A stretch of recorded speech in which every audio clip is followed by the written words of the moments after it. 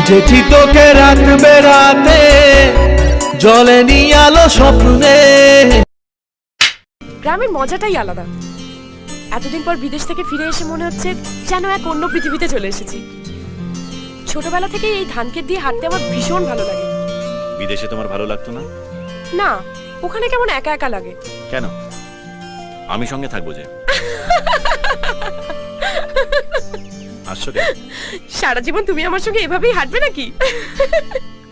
ইচ্ছে তো তাই আছে। আচ্ছা, সিঙ্গাপুরে কি তোমার কোনো বয়ফ্রেন্ড আছে? তোমার কোনো গার্লফ্রেন্ড আছে? বললে না তো তোমার গার্লফ্রেন্ড আছে।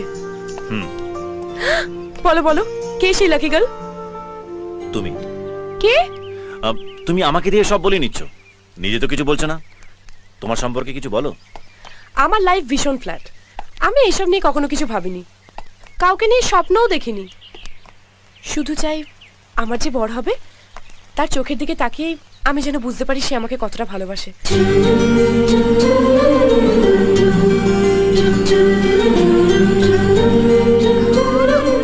এখানে দাঁড়িয়ে দাঁড়িয়ে নিজেদের বায়োডাটা এক্সচেঞ্জ করবে না আমাকে নিয়ে মন্দিরে যাবে?